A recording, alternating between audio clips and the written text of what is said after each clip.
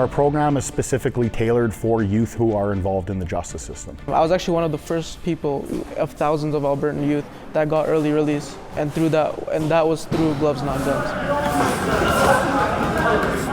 For some kids, finding the right path isn't easy. School, home life, and friends can all have impacts that lead them down the wrong path. But here, they find a second chance. They find guidance. They find community. They find a home. Good evening. I'm Rayn Rashid. Tonight we'll introduce you to Gloves Not Guns, a program using boxing to keep at-risk youth off the street and inside the ring. The youth in this program welcomed us to spend time with them, but Canada's laws prevent CityNews from identifying them without a court order since they face criminal charges. We've hidden their images to protect their identity. We'll speak with current and former participants and talk about their journeys, but we begin with the program's founder. You're ready for it, eh? Yeah, we always have different coaches that come in and use their different ring experience or experience in fighting or just their coaching experience. So we usually try to mix it up so we get different workouts for everybody. So what is Gloves Not Guns? So Gloves Not Guns is a boxing mentorship program that helps youth stay out of the lifestyle of gangs, violence, and drugs.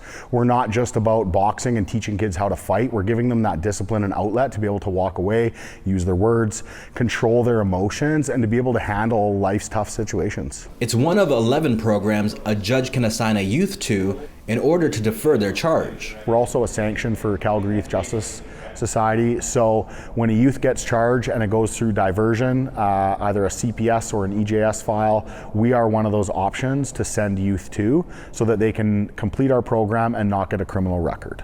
On Wednesdays, TJ and other volunteers from Gloves Not Guns do a session with the youth and women who are incarcerated at Calgary Youth Justice Center.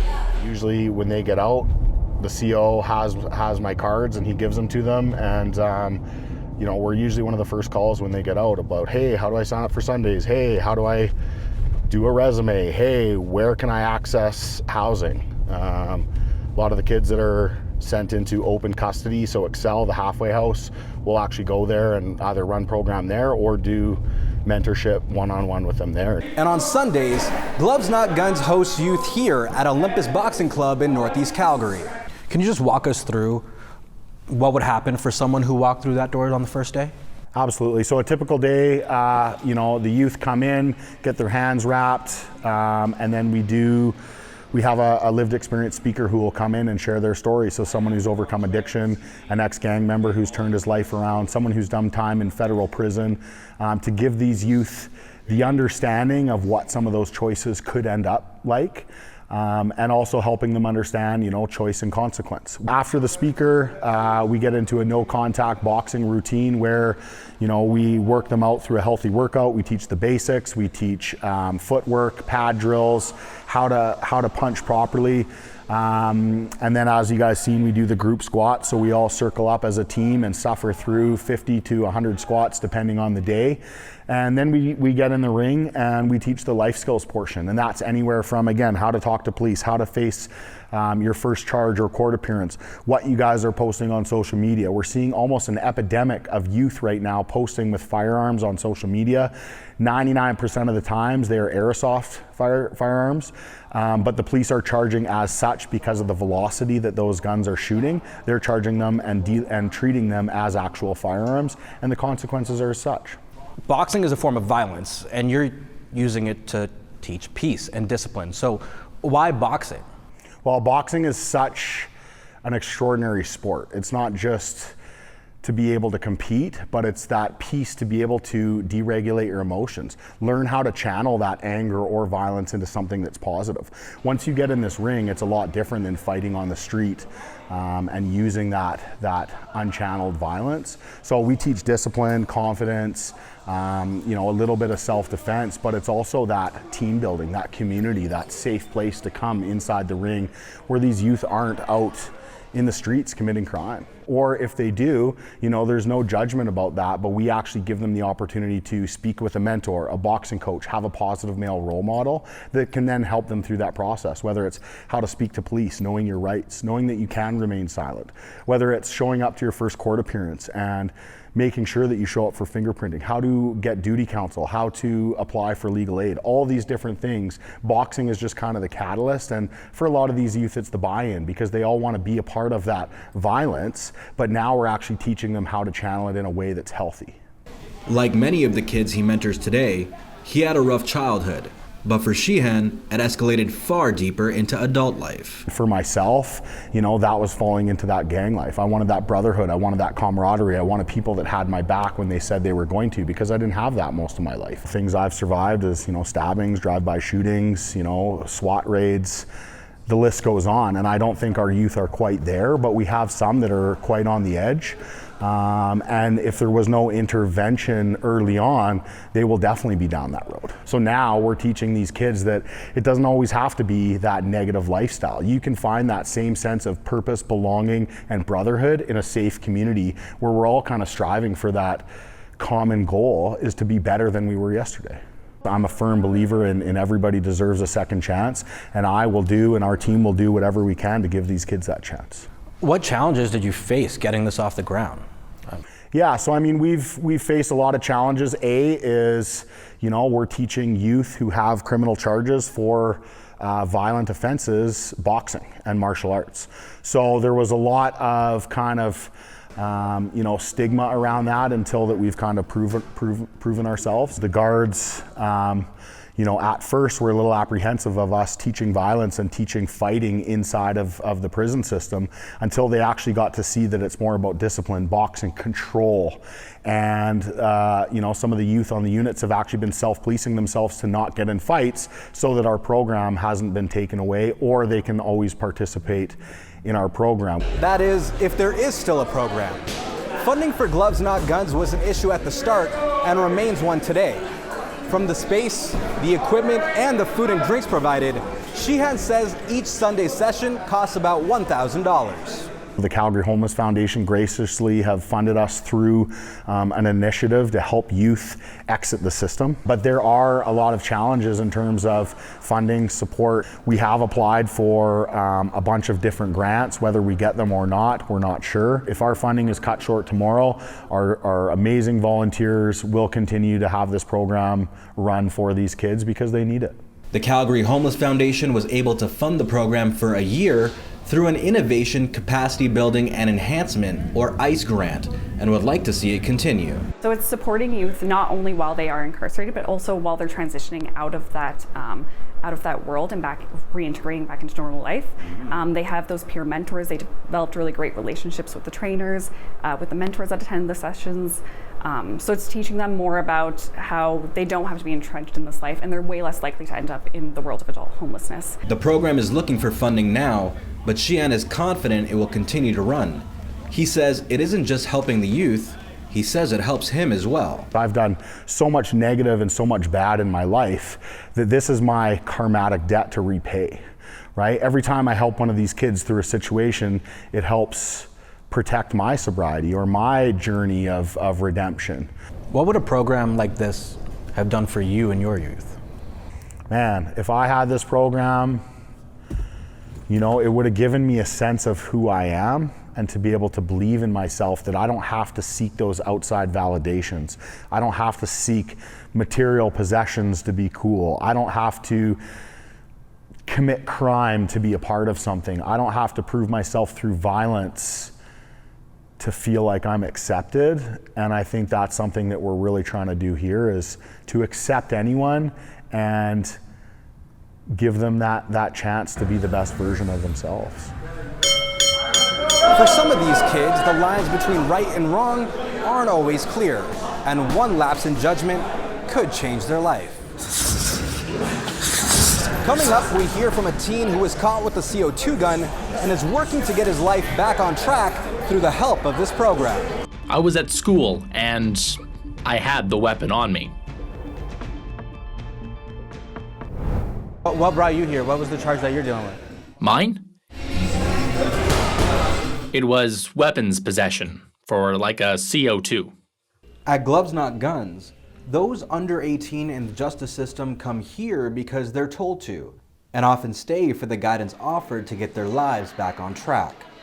For one participant, sports was always his way out. Football gave him a future, a scholarship to play at a prep school in the States, a chance to leave his rough neighborhood behind. But one bad decision, one moment, put that in jeopardy. Now, he's fighting for a second chance. Even though he wants to share his story publicly, Canada's laws prevent CityNews from identifying the teen without a court order. We've hidden his image and revoiced his interview to further protect his identity. How did you end up with the charge that you're dealing with right now? Me? Friends. Friends, really. Because you can't trust anybody, especially in that lifestyle. For me, it was my buddy was getting booked for it, and then as soon as he was like on the verge of getting charged, he snitched on me, and then that's how I ended up with this. I just took a guilty plea 4 days ago on Wednesday. And what does this guilty plea mean for you now? There's a chance that I can't play football, especially with the scholarship that I just got to go and play in the States, which is really... It's affected me a lot, but I try not to let it keep me down, especially since doing all of this stuff and they're helping me out, getting my fights and stuff. I try not to let it hurt me too much. Your first day of Gloves Not Guns, what was that like when you walked through those doors? Honestly, it was weird. I can't even lie. Like I wasn't paying attention. I was doing my own thing because I did Muay Thai for probably about 3 years before this. So I was just kind of like doing my own thing. I was like, wasn't really paying attention at all. Listening to nobody, just messing around half the time. But yeah, that was pretty much my first time. I wasn't really... Were you listening to the speakers or anything like that? No. And now, like, look at you, you're on the fight team now, right? So how has that experience changed day one to now? It's really as I said before, the sense of community. Having TJ and like Kale to talk to and help me through a lot of things, like the letters they're writing for me for my charges and stuff like that are helping me out. They're teaching me how to get out of that lifestyle. It's helped a lot. It's really made me have like a huge sense of respect for them. If not for the program, he says his Sundays would look very different than they do now. Honestly, probably still out on the streets selling, doing bad stuff, rolling around with gangs, all my buddies, stuff like that. He says hanging out with older kids in his neighborhood is what drew him into street gangs. I was probably like 13, and I was hanging out with 16, 17-year-olds, and I looked up to them, but not in the right way, not like I should have been. How have you changed or grown since these 4 months? I really think I've grown a lot, because given like 4 months ago, if this never happened, I'd probably be in juvie, to be honest, for possession or more weapons charges. Not everyone gets a second chance.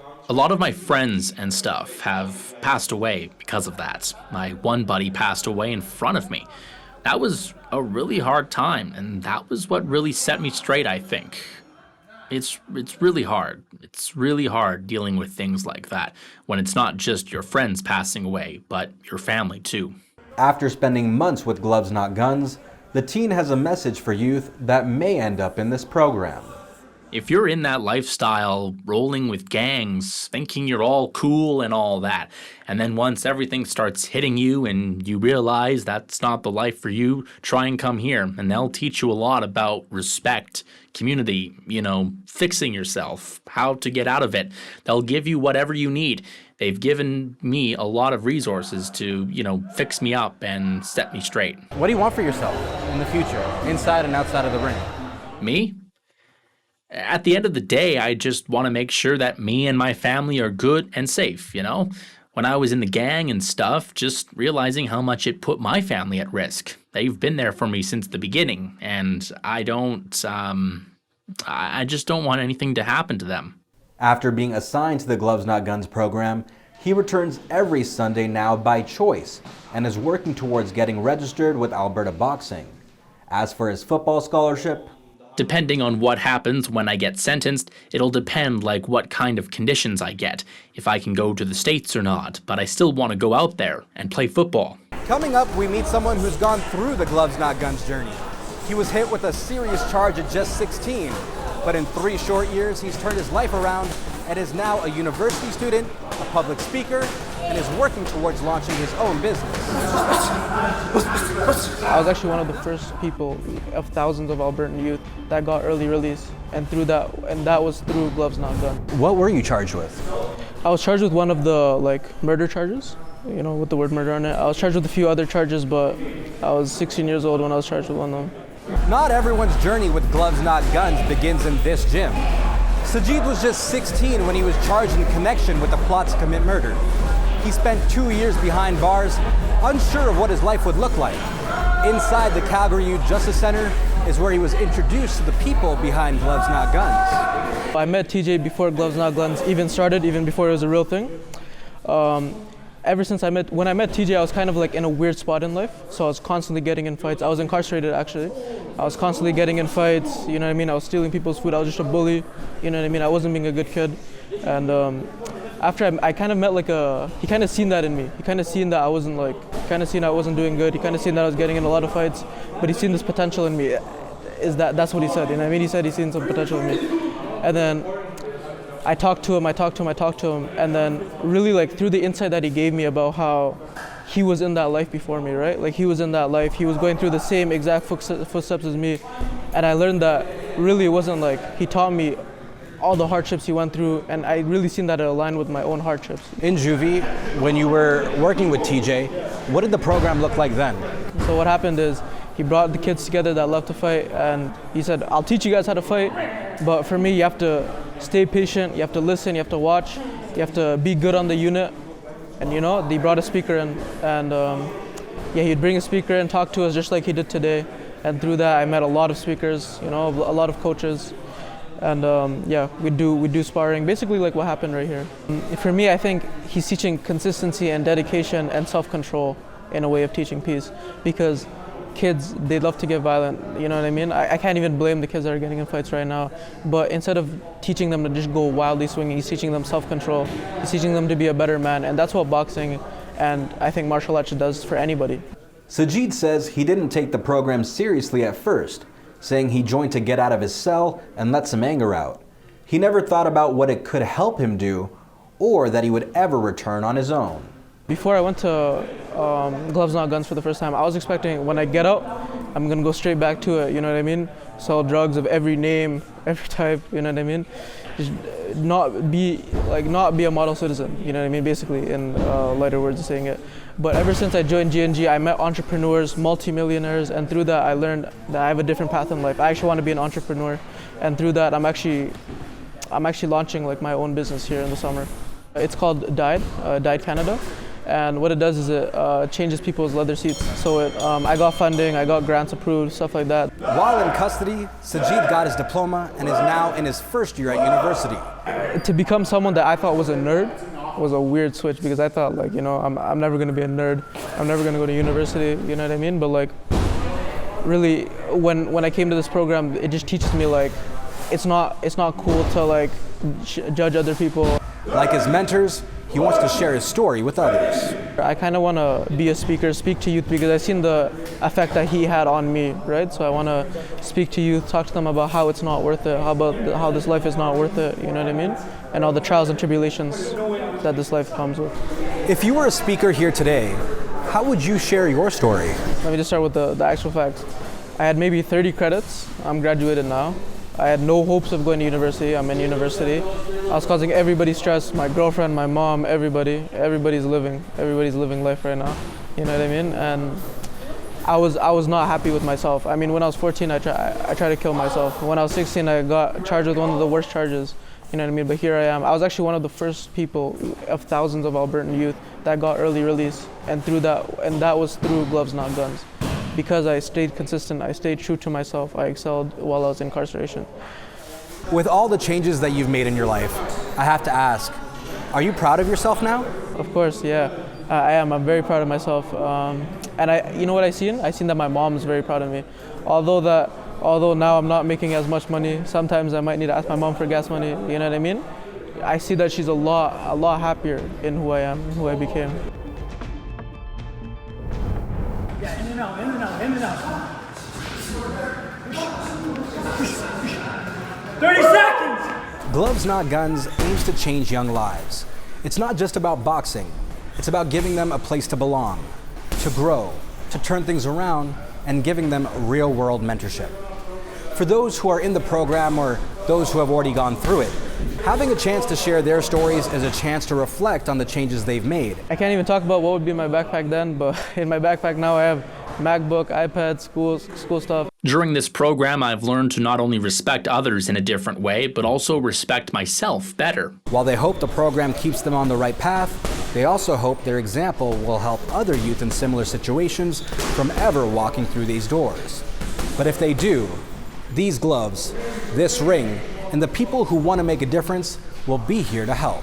Our long-term goal is to get our own space that has a boxing gym, that has a classroom, that has access to computers, so our youth can come any time of the day, work on the resumes like you heard today, apply for a job online, maybe come and do some art or music if that's something that's another piece of their passion, and just have a safe place to stay. There would be a mentor here all the time, and someone that can just be there for them when there's no one else. I'm Rayn Rashid. Thanks for watching this edition of City News Connect.